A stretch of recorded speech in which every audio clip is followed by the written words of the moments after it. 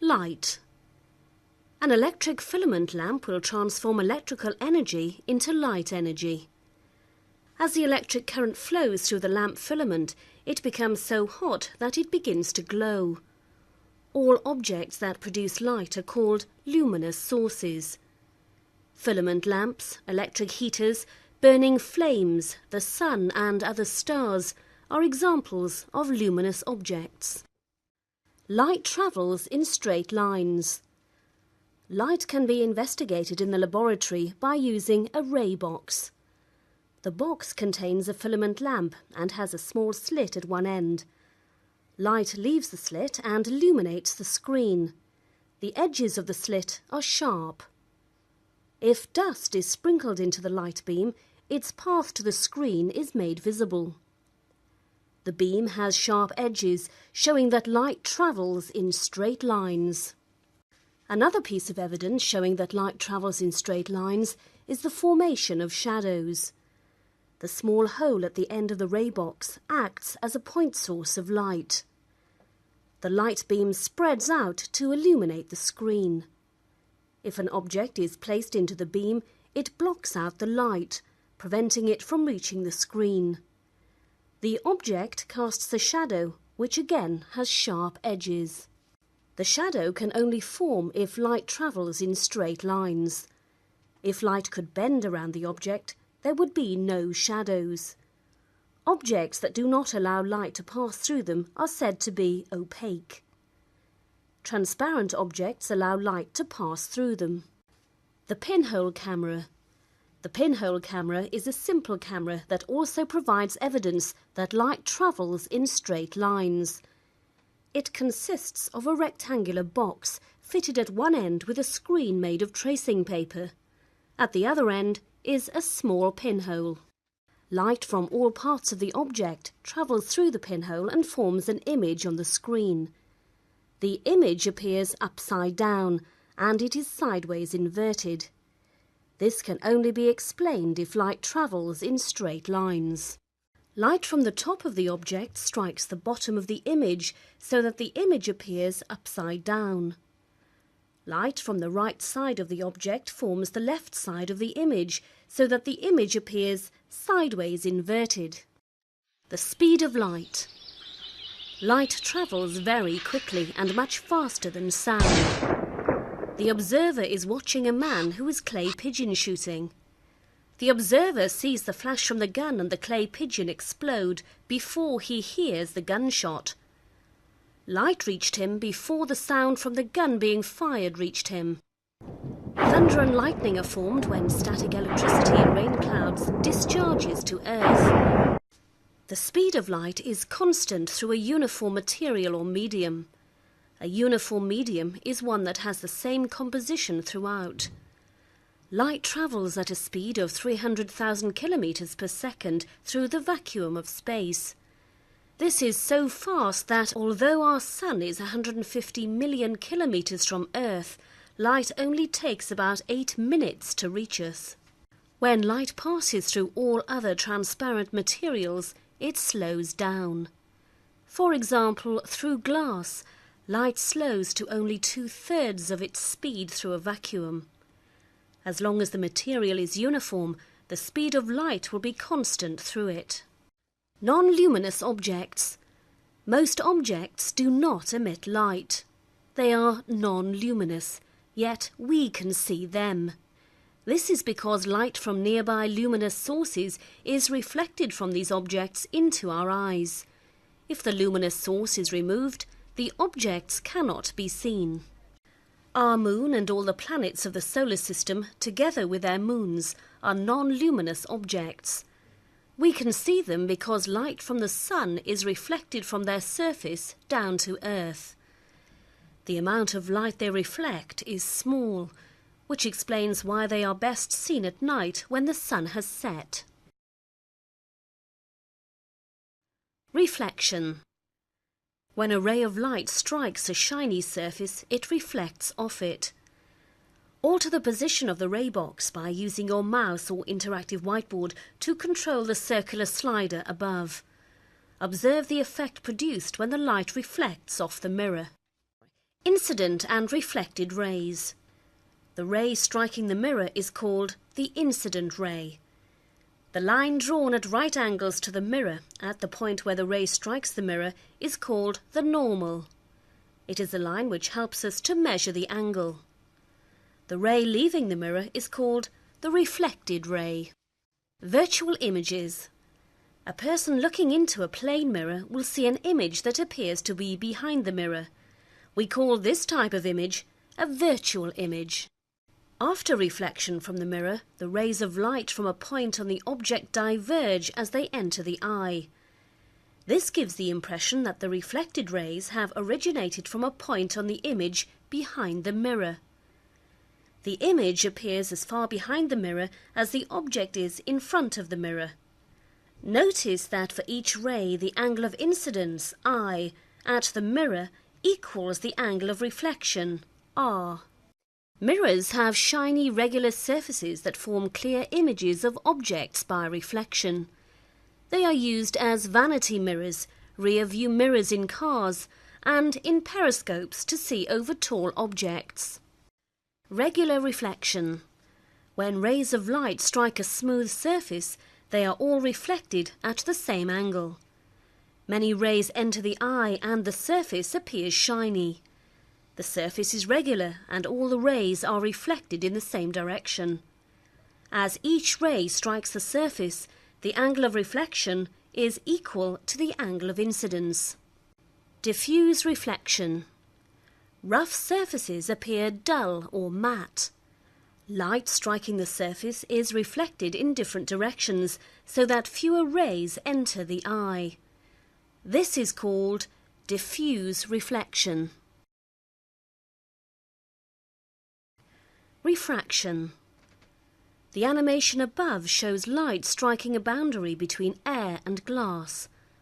The ray strikes the glass at 90 degrees along the normal to the surface. Alter the position of the ray box by using your mouse or interactive whiteboard to control the circular slider above. Observe the path taken by the light when the angle of incidence is increased. This change in direction that the light undergoes when passing between two materials is called refraction. When light enters the glass, it slows down. If the light enters the glass along the normal, it simply slows down in the same way that the truck slows down when it enters mud. No change in direction occurs. If the beam of light strikes the glass at an angle to the normal, it changes direction. The right-hand front wheel of the car strikes the mud before the left wheel and slows down first. This causes the car to veer towards the normal. In a similar way, the beam of light bends or refracts towards the normal. When the beam of light leaves the glass and re-enters the air, it speeds up. This causes the beam of light to refract away from the normal. Glass and plastic are used to make lenses for use in spectacles, cameras, microscopes and other optical instruments. These lenses have curved surfaces that refract light in different directions. Convex lenses cause the light rays to converge to a focus after passing through the lens. Concave lenses are diverging. They cause the rays to spread out after refraction through the lens. Dispersion. Visible light can be shown to be made up of different colours. The light emitted from the ray box is made up of all these colours, but appears white to the eye. If white light is passed through a glass prism, it can be split up or dispersed into a visible spectrum of colour. The effect is caused by different colours refracting by different amounts as they pass through the prism. This is due to the different colours of light changing speed by different amounts as they pass through the prism. Rainbows are caused by water droplets dispersing white light to produce a spectrum of colour. Again, this is due to the different colours of light travelling at different speeds through the droplets. Primary and secondary colour filters. Each primary colour filter transmits its own colour and absorbs the two other primary colours. A filter made of a secondary colour will transmit the two primary colours from which it is composed and absorb the third primary colour. The colour of objects. The cricket ground is illuminated by white light from the sun. We see non-luminous objects because they reflect light into our eyes. The colour of an object depends upon what colour light is reflected from its surface. The cricket ball appears red because it reflects red light and absorbs green and blue light. The grass appears green as it reflects green light but absorbs red and blue light. The numbers on the scoreboard reflect all the primary colours and appear white. The background of the scoreboard is black. This is because it absorbs red, blue and green light. Objects painted with a secondary colour reflect both the primary colours of which they are composed. The beach ball reflects both red and green light, absorbing blue. The red and green light combine at the eye to make yellow. The cyan bodysuit reflects blue and green light, absorbing red. Sound. Sound waves are produced by all vibrating sources. As the speaker cone vibrates, it pushes the adjacent air layers backwards and forwards. These vibrations are passed on from air layer to air layer as the sound wave moves outwards from the source. Sound waves require a medium to pass on the vibrations. If the air in the bell jar is pumped out, the sound gradually fades. As we have seen earlier, sound travels much more slowly than light. The speed of sound in air is about 330 meters per second. Sound waves can be reflected from hard surfaces. The reflected waves are called echoes. Sound waves refract when they travel into a different medium. Sound wave signals. We can use a microphone connected to a cathode ray oscilloscope, CRO, to display a sound wave signal. A tuning fork is struck near the microphone. The sound is changed into an electrical signal which is displayed on the screen of the CRO.